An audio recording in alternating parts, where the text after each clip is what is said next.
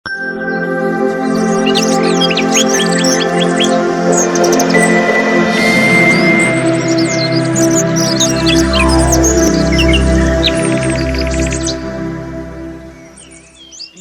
இயேசு கிறிஸ்துவின் இணைதான நாமத்தில் உங்களுக்கு அன்பின் வாழ்த்துக்கள். என் அன்புக்குரியவர்களே, தேவாதி தேவன் மற்றும் ஒரு புதிய நாளை அவர் நமக்கு காண செய்திருக்கிறார்.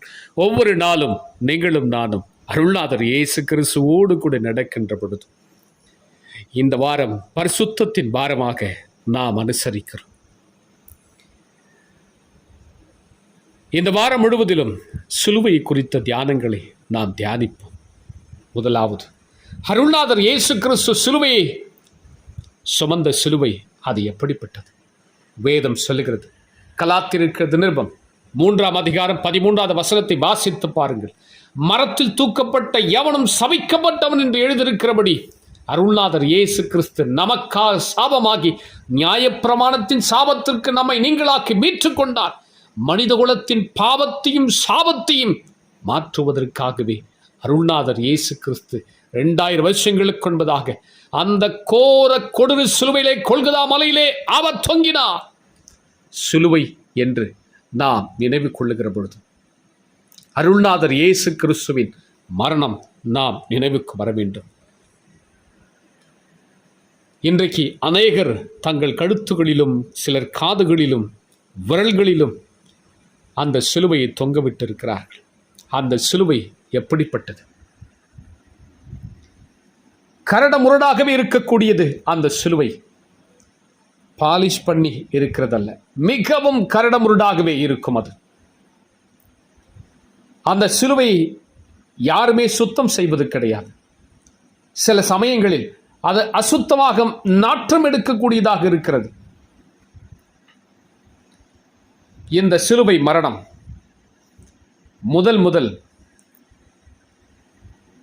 பெர்சியா நாட்டில் அறிமுகம் செய்யப்பட்டதாக வரலாற்று ஆய்வில் கூறப்படுகிறது. அதன் பின் ரோமனியர்கள் இந்த தண்டனை அடிமைகளுக்கும் அந்நியர்களுக்குமே அதிகமாக பயன்படுத்தப்பட்டதாக சொல்லப்படுகிறது. ஆராய்ச்சிகள் குறிப்பிடப்படுகிறது. அருள்நாதர் இயேசு கிறிஸ்து சிலுவையை சுமந்த அளவு 7 to 15 அடி உயரமாக இருந்தது. அதன் எடை சுமார் 150 கிலோ வரை இருக்குமா. அது நெடுமரமாக குறுக்கு மரமாக இருக்கும்.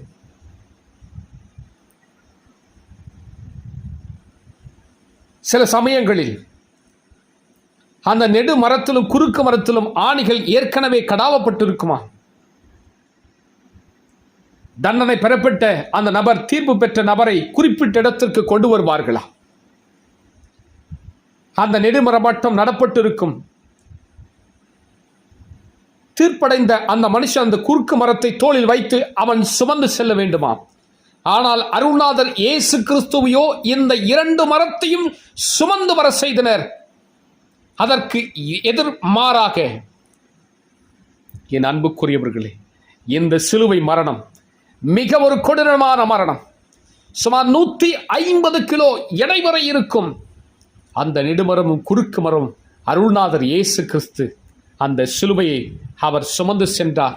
அந்த எருசலேம் வீதிகளிலே என் அன்புக்குரியவர்களே, இப்படிப்பட்ட அந்த சிலுவை மரணத்திலே ஒரு குற்றம் அறியாதவர், தீமையை பார்க்கக்கூடாத சுத்த கண்ணர், பாவத்தை அறியாத என் தேவாதி தேவன் அந்த சிலுவையை அவர் ஏற்றுக்கொண்டார். எதற்காக தெரியுமா? உங்களுக்காகவும் எனக்காகவும் நம் மீது வந்த பாவத்துக்கு பரிகாரியாக அவர் மாற்றப்பட்டார். நம்முடைய சாபத்தை போக்குவதற்காகவே அவர் சிலுவையை சுமந்தார். இன்றைக்கு அந்த சிலுவையை பற்றி நாம் அறிந்து கொள்ளும். சிலுவை என்று நாம் பார்க்கிற பொழுது அருள்நாதர் இயேசு கிறிஸ்து எனக்காகவே இந்த உலகத்தின் ஆதாம் முதற்கொண்டு இந்த கடைசி மனுஷனுடைய பாவத்தின் பரிகாரியாக அருள்நாதர் இயேசு கிறிஸ்து அவர் சிலுவையிலே அடிக்கப்பட்டார். அந்த சிலுவை மரணம் உங்களுக்காகவும் எனக்காகவுமே. சற்று யோசித்து பாருங்கள். சுமார் 150 கிலோ எடை இருக்கும் அந்த சிலுவை மரத்தை அவர் எப்படி தூக்கியிருப்பார்? அது மட்டுமின்றி அவருடைய உடல்களில் சங்கிலி கூண்டுகளால் கட்டப்பட்டிருந்தது. அதையும் கட்டப்பட்டு அந்த சிலுவையை அவர் எவ்விதமாக சுமந்து வந்திருப்பார்? சற்று யோசித்து பாருங்கள். அப்படிப்பட்ட ஒரு சிலுவையை அவர் சுமந்தாரே, உங்களுக்காகவும் எனக்காகுமே. ஜெபிக்கலாமா? பரிசுத்தமுள்ள என் பரமபிதாவை, இந்த மகிமையான அந்த நேரத்திற்காக மக்கு ஸ்தோத்திரம். அப்பாமை சோத்துரிக்கிறோம் தகப்பனே, மக்கு ஸ்தோத்திரம் ராஜா. தகப்பனே மை சோத்துரிக்கிறோம். அப்பாமக்கு நன்றி சொல்லுகிறேன் தகப்பனே, மக்கு ஸ்தோத்திரம். இந்த சிலுவை மரணத்தில் எங்களுக்காக நீர் ஏற்றுக்கொண்டீரே. எங்கள் பாவத்தை போக்குவதற்காக, எங்கள் சாபத்தை நீக்குவதற்காகவே அந்த சிலுவையை சுமந்திரே. அப்பாமக்கு நன்றி ஆண்டவரே, மை சோத்துரிக்கிறோம் ராஜா. எங்கள் பாவங்களையும் அக்கிரமங்களையும் மன்னித்தருளும், எங்கள் மீறுதல்களை மன்னித்தருளும் தேவரீர். இந்த சிலுவை மரணம் எங்களுக்காக நினைவு கூறுகிறோம். இந்த உலகத்தின் ஒவ்வொரு மனுஷனுடைய பாவத்தை சாபத்தை போக்குவதற்காக அந்த சிலுவை மரணத்தை சந்தித்து ஆண்டவரே சிலுவையிலே வெற்றி சிறந்தீரே. அதற்காக நன்றி. இந்த நாள் முழுதுமுடைய பிள்ளைகளோடு கொடுத்து கர்த்தர் வழி நடத்துங்க. இந்த வார்த்தை கேட்டு ஒவ்வொரு பிள்ளைகளுடைய ஆவி ஆத்துமா சரீரம் தாலகைக்கு கொடுக்கிற இயேசுவின் மூலம் வேண்டுகிறேன் பிதாவே, ஆமேன், ஆமேன். என் அன்புக்குரியவர்களை, சிலுவையை பற்றி அறிந்து கொள்வோம். இந்த சிலுவை மரணம் அருள்நாதர் இயேசு கிறிஸ்து நமக்காகவே அவர் ஏற்றுக்கொண்டார். God bless you.